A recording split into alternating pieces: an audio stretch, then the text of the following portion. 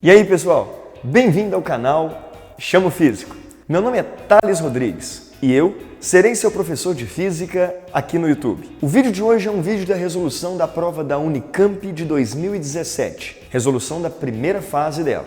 Antes de você assistir o vídeo, sugestão, na descrição aqui embaixo eu coloquei o link onde você pode baixar a prova. Baixa a prova e tenta fazer ela antes, só assim você vai ver aonde você tem dificuldade na resolução. Depois, volte aqui no vídeo porque aqui eu resolvo ela inteira. Se tiver aquela questão que você está mais curioso, na descrição também eu coloquei o tempo de cada uma delas. Assim você já pode pular direto para aquela questão e assistir a minha resolução. Espero que goste do vídeo e bora para a nossa aula então!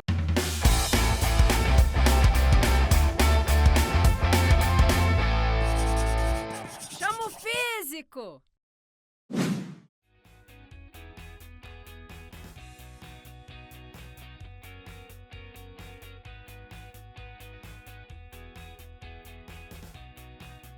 A questão então representa um gráfico do movimento de um carro que passa por 3 semáforos e acaba parando nos 3.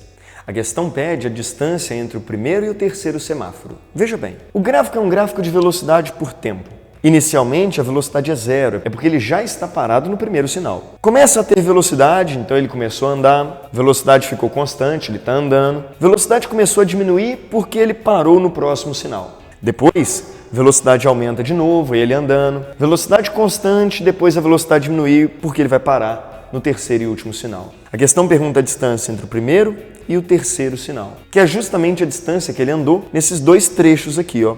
Gráfico de velocidade por tempo. Qual é a maneira mais rápida de você encontrar a distância percorrida? A área do gráfico. Vamos fazer a área do trapézio, porque a área desse gráfico e desse gráfico me dá a distância entre os semáforos. Veja bem, a primeira área aqui, ó, seria a área do trapézio, ou, para aqueles alunos mais limitados, né, 2 triângulos e um retângulo.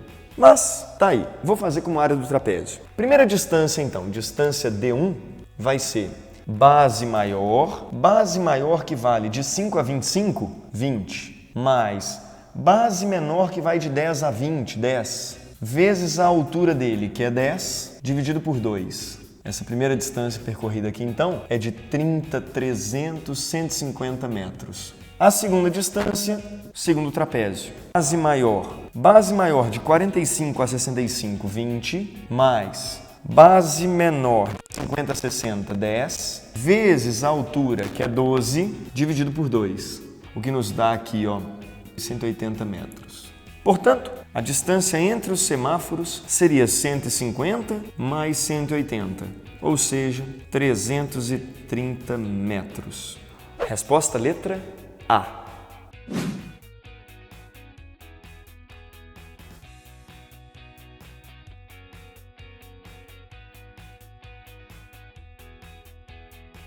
Bom, agora uma questão de leis de Newton para a gente resolver. Olha só, na questão vamos considerar a pessoa como sendo esse meu pontinho aqui. A questão me disse que ela está empurrando aquela basezinha com uma força F. Você sabe, terceira lei de Newton. Ela empurra com uma força F, existe uma reação aplicada sobre ela que ela é empurrada com essa força F, de mesmo módulo, mesma direção, porém sentido contrário. Então, de cara, na minha pessoa, aqui representada por um ponto, existe uma força F que está aqui, ó, igual à força F que ele fez, porém contrária. Caberia talvez até escrever ele como sendo menos F, mas não vou ficar com todo esse rigor matemático não. Tá aí, reação então da força com que ela empurrou aquela basezinha. Além da força F, sabemos, existe também força peso, porque a pessoa tem uma massa, tá aqui.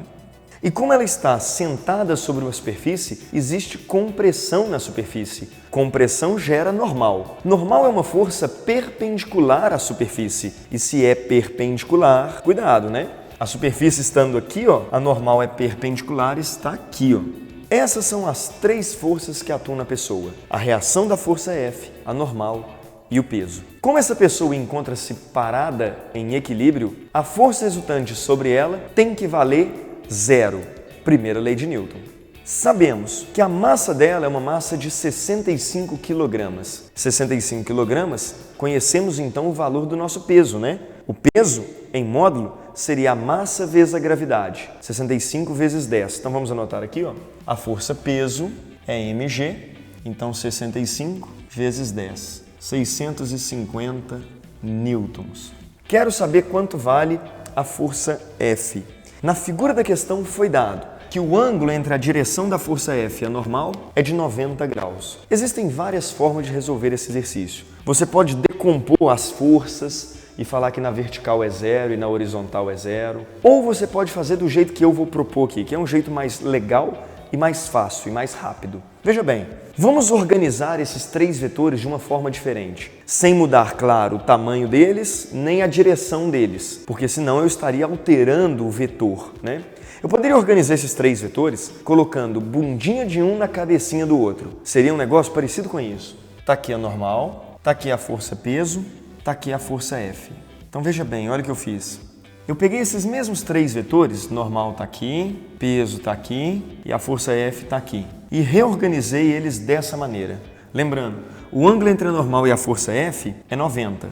E da figura você percebe que o ângulo que a normal faz com a vertical é 30 graus. Logo aqui vale 60 graus. Quero saber quanto vale o F. Nesse triângulo, F é oposto ao ângulo de 30. Oposto ao ângulo de 30, eu posso escrever então o seno de 30 como sendo o cateto oposto F sobre a hipotenusa, oposta ao ângulo de 90 graus, que é a força peso. Portanto, a força F seria o peso vezes o seno de 30 graus. A força F vale então o peso que nós sabemos, massa vezes gravidade, 650 newtons, seno de 30 vale meio. Portanto, 325 newtons é o valor da força F nesse problema. Resposta letra C.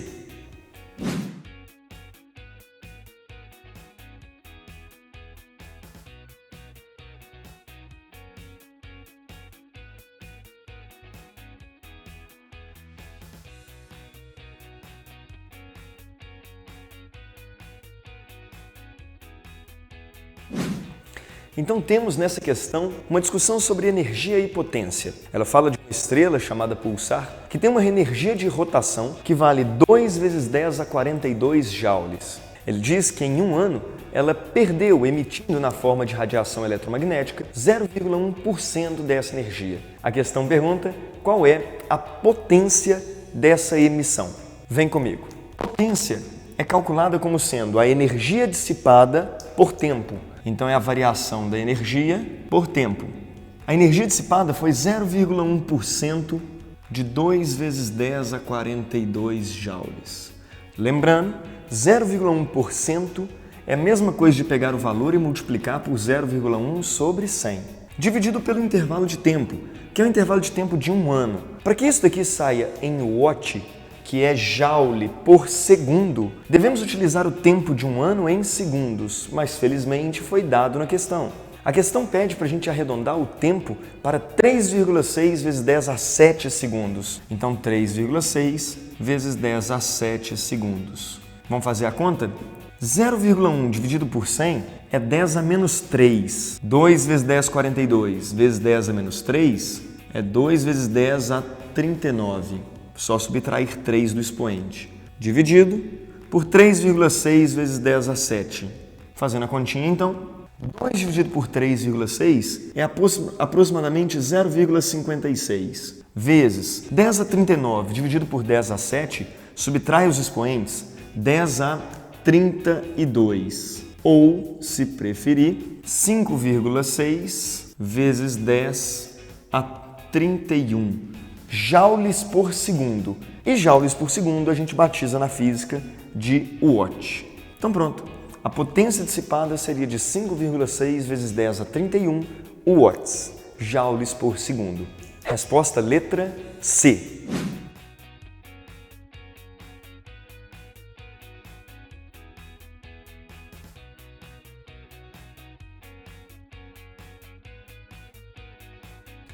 Questãozinha de gases agora, falando de uma bomba de se fazer vácuo. Olha que legal a questão. Ela fala que nós temos um recipiente onde nós queremos fazer vácuo, uma câmara, de volume 2 litros. Inicialmente existem válvulas aqui fechadas, conectando então a uma região de volume de 0,2 litros que tem um pistão. A lógica aqui é basicamente a seguinte, está vendo na questão aí nessa sequência de 4 figuras. Essa válvula se abre, o pistão desloca-se para baixo. Quando ele chega lá embaixo, repare então o seguinte, todo o meu ar que antes estava em 2 litros, agora está em todo o meu volume, que valeria 2 mais 0,2. Perceba então que se a gente desconsiderar mudanças de temperatura, e a questão pede isso, o volume então desse gás aumentou. Se o volume aumenta, a pressão do conjunto como um todo diminui. Quanto vale essa pressão? Vamos fazer o cálculo? Utilizando a lei geral dos gases, podemos dizer que a pressão que eu tenho antes vezes o volume antes sobre a temperatura antes é igual à pressão que eu tenho depois, volume depois, temperatura depois. Como é a mesma temperatura, podemos cortar T com T.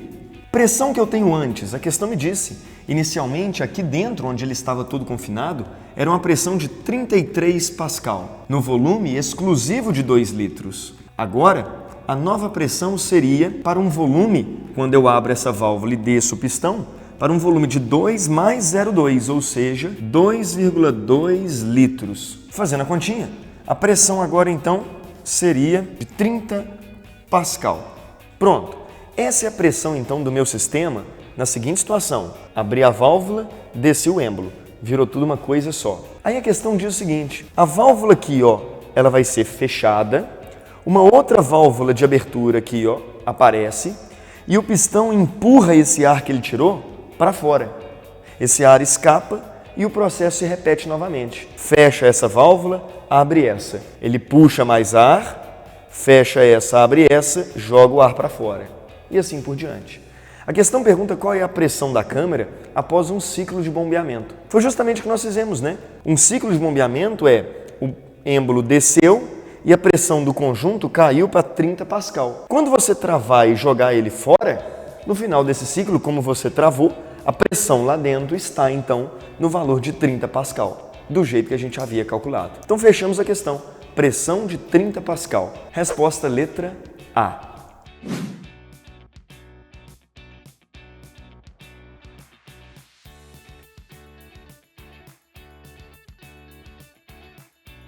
Essa é uma questão bem desafiadora porque é um conteúdo que não costuma ser tão abordado em sala, porque pertence a um assunto da física não muito abordado no ensino médio, chamado hidrodinâmica. É a famosa equação da continuidade. Olha só, nós temos então um líquido que um êmbolo vai pressioná-lo para empurrá-lo para um microcanal.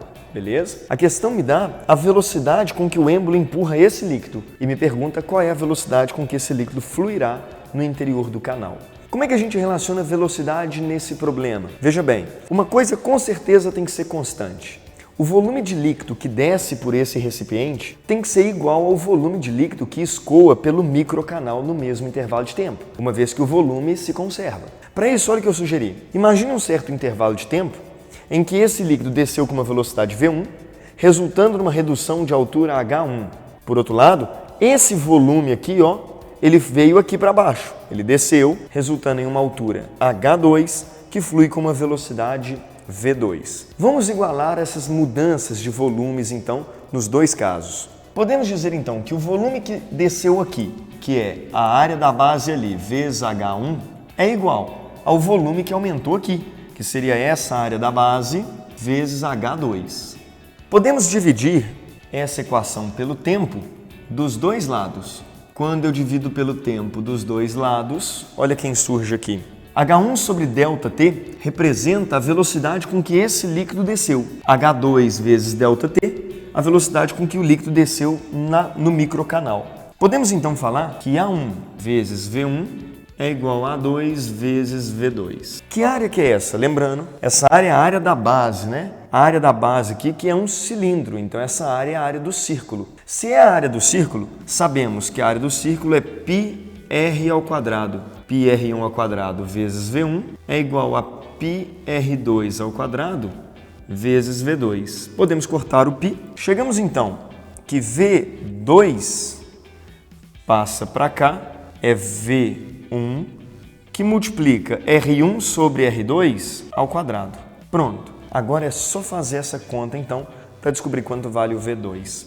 V1, a questão me deu. A velocidade de V1 vale 4 milímetros por segundo, vezes R1 e R2. A questão me deu os diâmetros. Lembrando, o diâmetro D1 esse diâmetro aqui, ó, era 4 milímetros, o que nos dá então um raio R1 de 2 milímetros. O diâmetro do microcanal, a questão me deu 500 micrômetros, o que nos dá um raio então R2 de 250 micrômetros. Como a velocidade está em milímetro por segundo, aqui nós temos que tomar um cuidado então só com a unidade dos raios, né? Afinal de contas, um raio está em milímetro e o outro em micrômetro. Vamos passar todos para milímetros. Então ficaria aqui 2 milímetros, é o valor de R1, dividido por 250 micrômetro. De micrômetro para milímetro, eu devo voltar 3 casas. Então 0,25. Fazendo a continha, encontramos então que o valor da velocidade V2 seria 2 dividido por 0,25 vai dar 8. 8 vezes 4, 32. 32 milímetros por segundo é a velocidade com que esse fluido escoa, então, no microcanal. Então, raio 2 milímetros, aqui 0,25 milímetros, mas lembrando, é ao quadrado, né? Fazendo a continha, ficamos então que V2 é igual. Aqui vai dar 2 por 0,25, vai dar 8. 8 ao quadrado, 64. 64 vezes 4, 256 milímetros por segundo. Essa é a velocidade, então, com que o fluido escoaria no microcanal. Resposta letra A.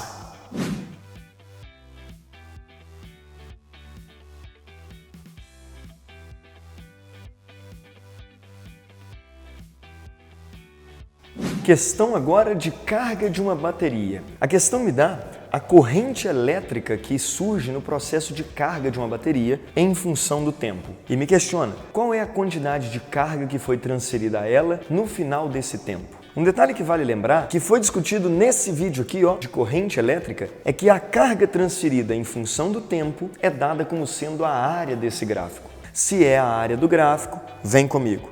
Vamos calcular essa área aqui, ó, que é a área do trapézio.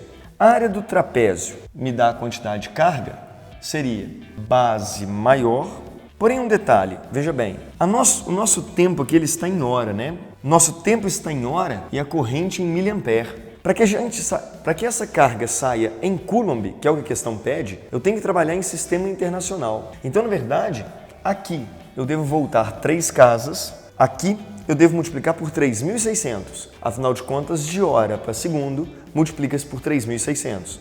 Veja bem, base maior. A base maior vale 4, mais base menor, que vale 1,5. Porém, isso daqui está em hora, vou multiplicar por 3.600 para sair em segundos. Vezes a altura do trapézio, 1.200 miliampere, que é 1,2 amperes, dividido por 2. Então tá aí, base maior mais base menor vezes a altura dividido por 2. Fazendo as contas, ficamos. Aqui vai dar 5,5 vezes 3.600 vezes 1,2 dividido por 2. A carga, portanto, é igual a 11.880 coulombs. Essa foi a quantidade de carga transferida no final do processo. Resposta, portanto, letra B de bola.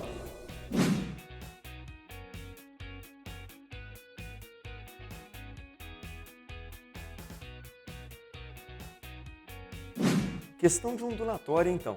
A questão me diz que a máxima resolução de um microscópio é igual ao comprimento de onda da luz incidente. A luz visível ela tem uma frequência, dado na questão, que varia entre 4 vezes 10 a 14 e 7,5 vezes 10 a 14 Hz. A questão pergunta qual é o menor tamanho que eu conseguiria ver com esse microscópio e qual é o elemento correspondente numa célula, qual é a organela, enfim. Bom, vamos lá. Olhando para a equação fundamental, V igual a lambda F. Todas as ondas eletromagnéticas se propagam com a mesma velocidade, chamada velocidade da luz, 3 vezes 10 a 8 metros por segundo. Como a velocidade é a mesma e a resolução, a máxima resolução é igual ao comprimento de onda, se eu quero a menor coisa que eu consigo ver, eu tenho que descobrir qual é o menor comprimento de onda. Porém, repare, o menor comprimento de onda, ele aparece então para a maior frequência. No caso, 7,5 vezes 10 a 14 Hz. Vamos calcular então o comprimento de onda da luz para essa frequência e assim encontrar a nossa resolução máxima. A velocidade é 3 vezes 10 a 8 metros por segundo comprimento de onda vezes a frequência, que é 7,5 vezes 10 a 14 Hz. O comprimento de onda, portanto, é igual a 3 dividido por 7,604 vezes, passo 10 a 14 dividindo, ficaria 10 a 8 sobre 10 a 14. Conserva a base, subtrai os expoentes, 8 menos 14, 10 a menos 6. A gente poderia escrever isso da seguinte forma: o comprimento de onda é igual, ao invés de 0,4, vamos andar com a vírgula 3 casas e escrever 400 vezes 10 a menos 9. Andei 3 casas para lá, subtrai 3 ali, né? Mas, Thales, por que você fez isso? Porque esse 10 a menos 9, a gente chama isso de nanômetro. Ou seja, a nossa resposta, então, é que a resolução máxima é de 400 nanômetros. Se a resolução máxima, então, é de 400 nanômetros, eu só consigo ver, então, objetos que estiverem acima desse tamanho. No caso, o retículo endoplasmático tem 420 nanômetros e pode ser observado.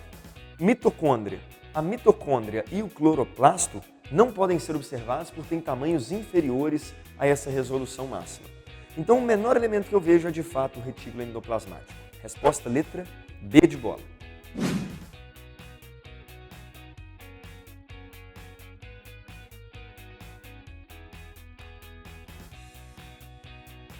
A questão, então, faz referência à esferinha, de uma árvore de Natal. Olhando para a figura, essa esfera com a sua face refletora funciona como um espelho convexo. O espelho convexo ele tem um único caso de formação de imagem. Foi o que eu representei aqui, veja bem. Colocamos o objeto em frente ao espelho convexo, parte externa refletora. Temos o centro de curvatura, que é o centro da esfera que deu origem a ele, o foco, que é metade do raio, e um elemento chamado vértice. Para a gente fazer a análise da formação de imagem, basta escolher 2 raios. Raio de luz que vem em paralelo, ele bate e volta com o seu prolongamento indo no foco. Raio de luz que vai no vértice bate e volta, formando aqui o mesmo ângulo. Os 2 raios refletidos não se cruzam, não se encontram, mas o prolongamento deles sim. O prolongamento desse está aqui e o prolongamento desse está aqui.